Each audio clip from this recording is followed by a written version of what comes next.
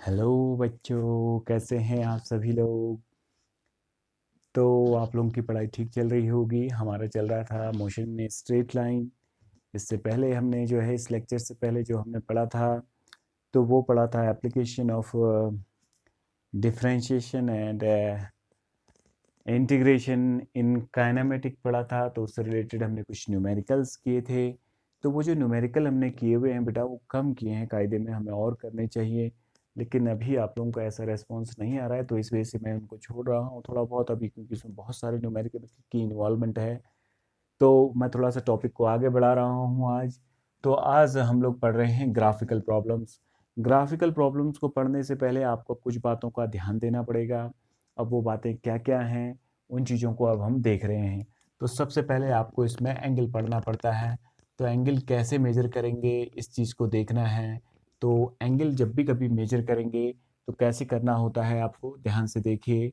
तो आप अभी कभी भी मेजर करें एंगल, ये एक्स एक्सिस है, ये वाई एक्सिस है, तो हमेशा positive direction of x axis से मेजर होता है ये, in anti clockwise manner.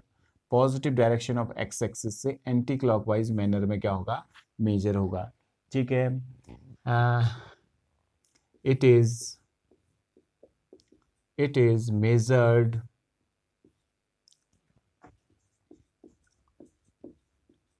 measured with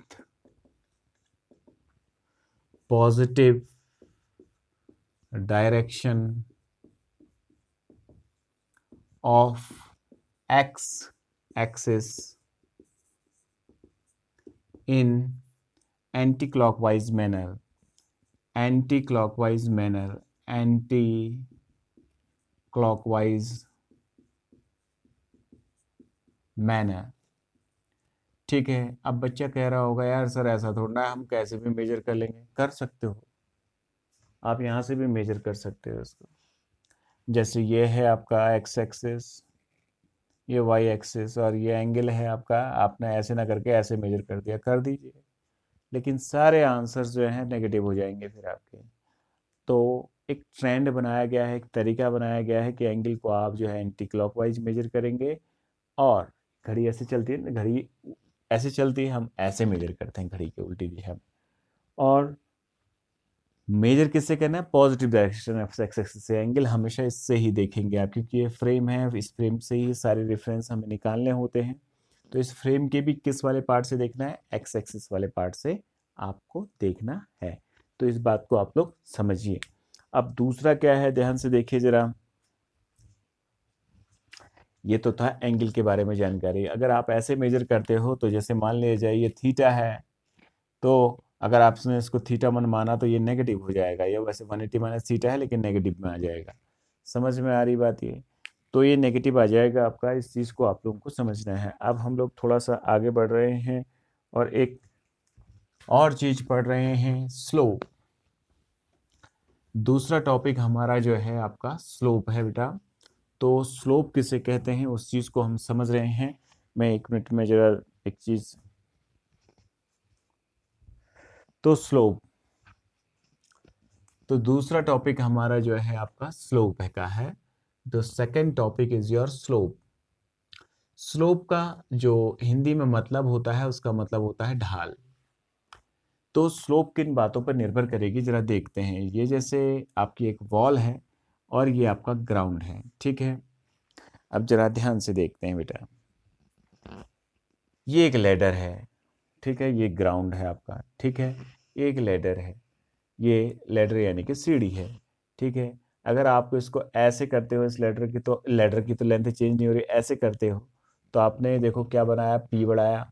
और क्या करते हैं, बेस को क्या किया, कम किया। बेस को कम किया, आधार को जिसमें ये टिका हुआ है, ठीक है।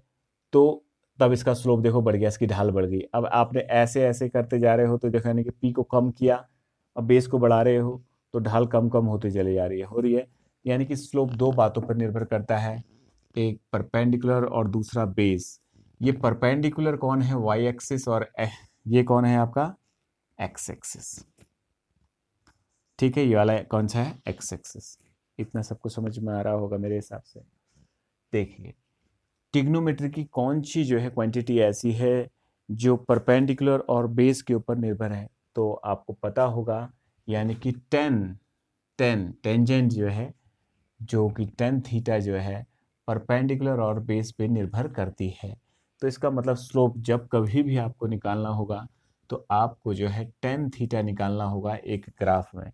एक ग्राफ में हम दो ही चीज़ों का मूल रूप से जो है, मुख्य रूप से जो है कैलकुलेशन करते हैं। One is your slope and one is your क्या कहते हैं, आपका एरिया।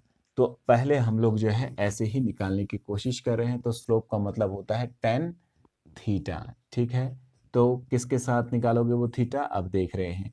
माना ये एक ग्राफ है, ये वाई एक्स एक्सिस है, ये वाई एक्सिस है, और ये एक पॉइंट है जिसका कोऑर्डिनेट एक्स कॉमा वाई है, ठीक है, इस पॉइंट का। तो इसका मतलब यहाँ से एक्स एक्सिस, ओरिजिन से जो है एक्स एक्सिस की दूरी जो है कितनी है, इसकी एक्स है, और ये कितनी है आपकी वाई, और ये जो है थीटा एंगल जो है एक्स एक्सिस से बना रहा है पॉजिटिव डायरेक्शन के। तो स्लोप इज इक्वल टू कितना हो जाएगा, ध्यान से देखो, स्लोप इज इक्वल टू वो क्या होता है, टेन थीटा होता है। टेन थीटा निकाल रहे हो तो वो कितना होगा इस ग्राफ के हिसाब से, वाई अपॉन एक्स। अब आपको हमेशा इस बात को दिमाग में रखना है। हमेशा आप इतने लकी नहीं रहेंगे कि आप स्लोप इतनी इजीली कैलकुलेट कर लें किसी ग्राफ का। तो अगर ऐसा हो सेकंड केस, ठीक है, सेकंड केस में क्या दे रखा है, जैसे मान लिया जाए ये है, आपको एक कोऑर्डिनेट ये दे रखा है x1 कॉमा y1, और ये दूसरा कोऑर्डिनेट दे रखा है x2 कॉमा y2, दो पॉइंट दे रखे हैं, और ये एंगल जो है थीटा बना रहा है।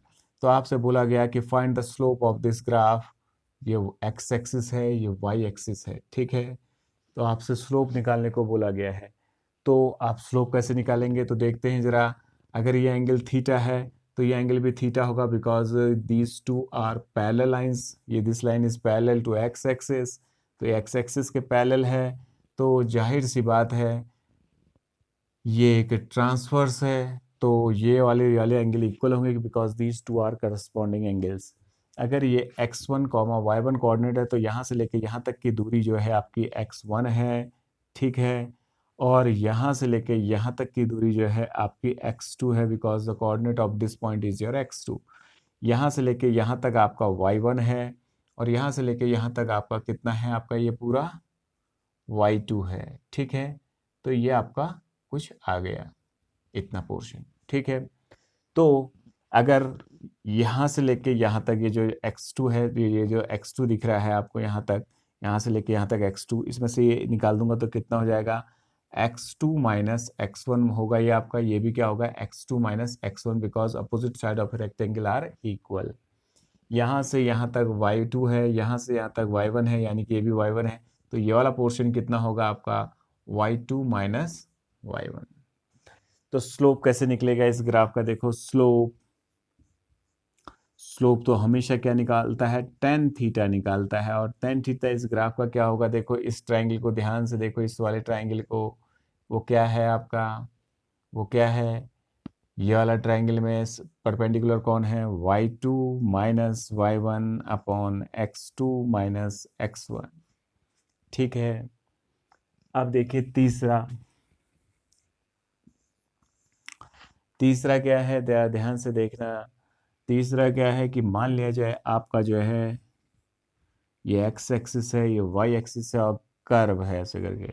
अब टेंजेंट का मतलब समझते हैं। टेंजेंट का मतलब क्या होता है, टेंजेंट का मतलब होता है a line which touches a curve at a specific point. इसको हिंदी में स्पर्श रेखा बोलते हैं बेटा, जो टच करते हुए निकलती है किसी कर्व को, जस्ट टच करते हुए निकल जाए, उस लाइन को हम क्या कहते हैं, टेंजेंट कहते हैं। और वही टेंजेंट जो है टेन थीटा है। जैसे इसको ध्यान से देखो, इस ग्राफ को, यहाँ पे का पॉइंट है, ये ऐसे करके एक अलग एंगल बना रहा है। यहाँ पे का पॉइंट, यहाँ पे देखो अलग एंगल बना रहा है। तो ये इस पे टेंजेंट है, देखो ये इसका एंगल अलग है, यानी कि इसका स्लोप, इसकी ढलान देखो कितनी ज़्यादा है, इसकी कितनी कम है। ये थीटा 2 एंगल है, इसकी कम है। तो ऐसे कर्व का स्लोप कैसे निकालते हैं, तो उसके लिए हम थोड़ी सी चालाकी करते हैं बेटा। अब क्या चालाकी करते हैं, ध्यान से देखिए जरा, ठीक है। मैं फिर बना रहा हूँ इस ग्राफ को। तो देखिए तीसरा केस मैंने लिया आपका, तो वो क्या है, ध्यान से देखिए जरा, ठीक है। तो जैसे मैंने इसको ऐसे करके एक कर्व बनाया, तो मैंने इतना पॉइंट दिखाया उसमें, इतना पॉइंट लिया। देखो इसमें ये चेंज क्या है आपका, ये वाई एक्सिस है, ये एक्स एक्सिस है, तो ये वाई में चेंज है। देखो ये वाली लाइन किसको दिखा रही है, वाई को, तो किसको दिखा रही है, डी वाई। और ये किसको दिखा रही है, छोटा सा चेंज एक्स दिशा में दिखा रही है, तो डी एक्स। तो ये टेंजेंट है, देखो इसको ऐसे बढ़ाओगे तो ये एंगल कितना हो गया, थीटा। तो ये वाला एंगल भी कितना होगा आपका, थीटा। तो मुझे क्या निकालना है, टेन थीटा, जो कि क्या है आपका स्लोप है। तो इस ग्राफ के अनुसार ये एंगल थीटा है, तो ये करस्पॉन्डिंग एंगल्स हो जाएंगे। देखो ये करस्पॉन्डिंग एंगल्स हो जाएंगे, नहीं हो जाएंगे, ये पहले लाइन है आपकी, तो करस्पॉन्डिंग ये भी एंगल थीटा, ये भी एंगल थीटा। तो मुझे इस ग्राफ में इस कैसे निकलेगा, छोटा सा चेंज वाई में अपॉन छोटा सा चेंज एक्स में, यानी कि y upon x perpendicular upon base. तो ये स्लोप हो गया। तो ये देखो हर जगह पे y upon x and y upon x आया है, ठीक है। तो स्लोप कभी भी निकालना हो तो ग्राफ में आप y अपॉन एक्स निकालेंगे। अब देखो थोड़ा सा ग्राफ को और देख लेते हैं। यदि इस ग्राफ में आपको एरिया निकालना हो तो इसका क्या निकालोगे, y इंटू एक्स, तो एरिया। तो अब आप एक बात याद रखेंगे, ये नोट करके मैं जो लिख रहा हूं बेटा, बहुत ज़रूरी चीज़ बता रहा हूं। जब भी किसी ग्राफ में y इंटू एक्स निकालना हो तो it means you have to calculate the area of the graph. और सेकेंड थिंग आपको याद रखना है, एक ग्राफ में दो ही चीज मुख्य रूप से निकाली जाती है, one is your area and the one is your slope. तो और जब भी कभी जब आपको y अपॉन एक्स निकालना है तो आपको क्या निकालना है, स्लोप निकालना है। तो क्या निकालना होगा, ग्राफ का स्लोप। तो ये हमारा कुछ ग्राफ का कोई क्वेश्चंस को करने के लिए कुछ सेंस हमारे पास आ गया है, ठीक है। एक दो न्यूमेरिकल करते हैं, फिर इसको समझने का और ज़्यादा प्रयास करेंगे। तो मैं एक न्यूमेरिकल आपके सामने बना रहा हूँ, तो आपको इस बात को याद रखना है बेटा, इस बात को याद रखना है, ठीक है। अगर इसको याद रखेंगे तो आप जो है किसी भी क्वेश्चन को कर लेंगे। और दूसरा जो है स्लोप कैसे निकालते हैं, इस चीज़ को आपने देखा, ठीक है। तो अब मैं एक क्वेश्चन बना रहा हूं, ठीक है। तो उस चीज को करते हैं, ठीक है। अब वो क्या है उस चीज को देखिए जरा। माना एक ऑब्जेक्ट है, वो घूम चल रहा है, उसका कुछ ग्राफ दे रखा है। अभी ग्राफ भी हमें पढ़ने हैं कि कौन कौन से ग्राफ होते हैं आपके इसमें, जैसे position time graph, velocity time graph. तो ये आपको दे रखा है आपका वेलोसिटी टाइम ग्राफ। ये वेलोसिटी मीटर पर सेकेंड में दिखा रहा है, वाई एक्सिस इस ढंग से, और ये टाइम है सेकेंड में, ठीक है। वो कौन सी एक्सिस दिखा रही है, एक्स एक्सिस। एक पार्टिकल है आपका ऐसे करके चला, ठीक है, यहाँ पे पहुंचा, ठीक है। तो ये 2 हो गया, ये 4, ये 6, ठीक है। फिर ये पार्टिकल जो है ऐसे करके निकला, ऐसे करके,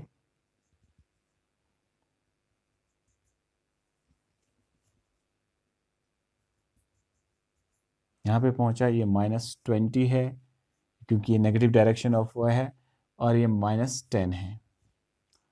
और यहाँ पे पहुंच गया वो, ये 6 है, ये 8 है, और ये 10 है। और फिर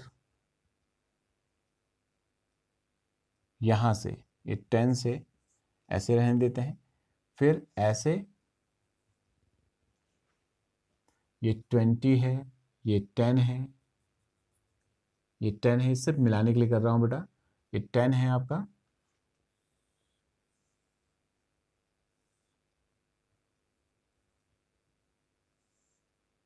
ये 12 हो गया। अब आपको निकालना क्या है वो समझना है, ठीक है। तो पहला क्वेश्चन आपसे पूछा गया है, find the displacement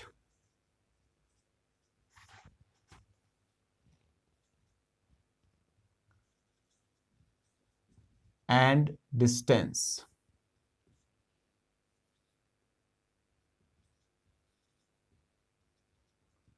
travel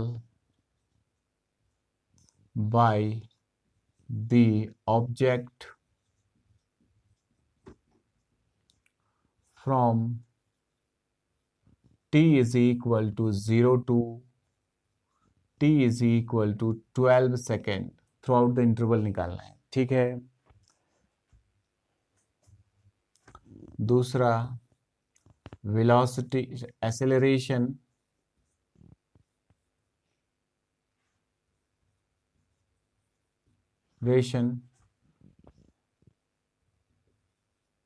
from t is equal to 0 to t is equal to 6 second. ये हो गया। तो पहला क्वेश्चन करते हैं इसका। तो सबसे पहले क्या निकालना है, इसका डिस्प्लेसमेंट निकालना है। तो पहले समझते हैं बेटा डिस्प्लेसमेंट को। हम जानते हैं डिस्प्लेसमेंट क्या होता है, इस ग्राफ की मदद से निकालना है। इस ग्राफ का कुछ नाम भी रख देते हैं, A B C D E F G, ये ग्राफ हो गया, ये ई हो गया, ठीक है। तो ये हमारे पास ग्राफ यहाँ पर बन गया है। तो हमसे पूछा गया है कि डिस्प्लेसमेंट, तो हम समझते हैं पहले डिस्प्लेसमेंट क्या होता है। डिस्प्लेसमेंट, ठीक है, डिस्प्लेसमेंट क्या होता है, वेलोसिटी इज इक्वल टू क्या होता है आपका, डिस्प्लेसमेंट अपॉन टाइम। तो डिस्प्लेसमेंट इज इक्वल टू क्या होगा, velocity into time, velocity into time.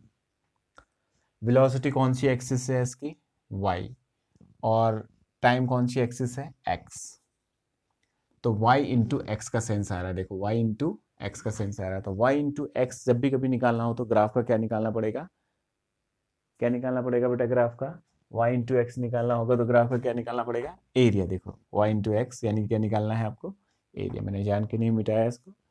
तो इसका मतलब आपको एरिया निकालना है। तो कहाँ से कहाँ तक निकालना है, 0 से लेके 12 सेकेंड तक। 0 ये है समय, कहाँ तक 12, यानी कि जितने एरियाज पढ़ रहे हैं इन सभी को क्या करना पड़ेगा, आपको कैलकुलेट करना होगा।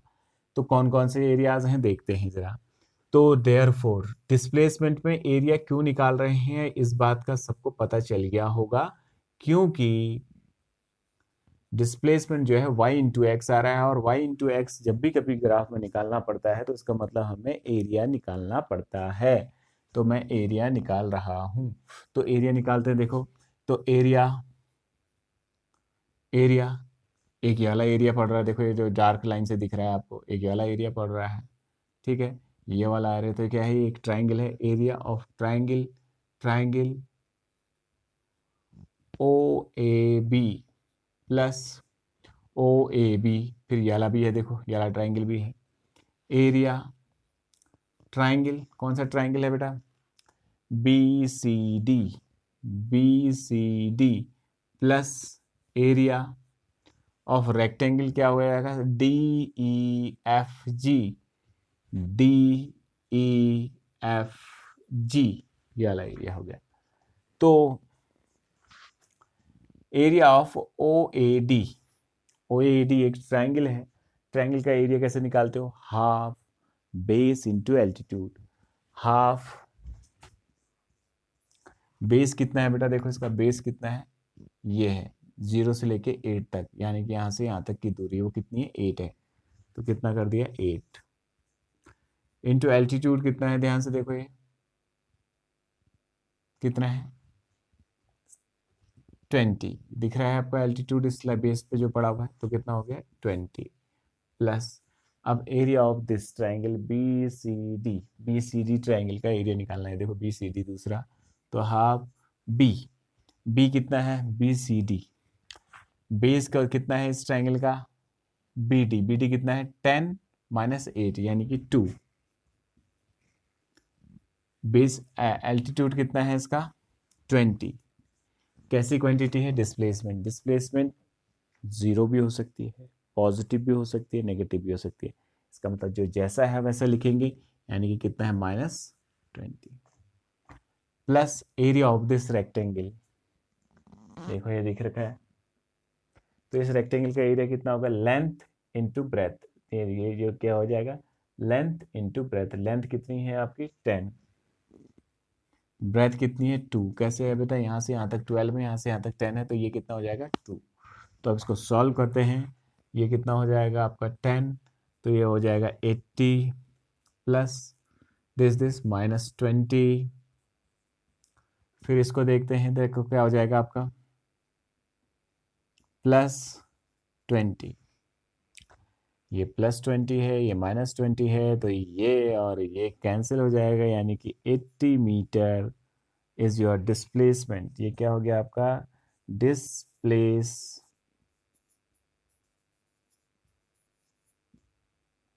ये आ गया। ठीक है, अब डिस्टेंस निकालनी है, तो सेम डिस्टेंस क्या होती है बेटा,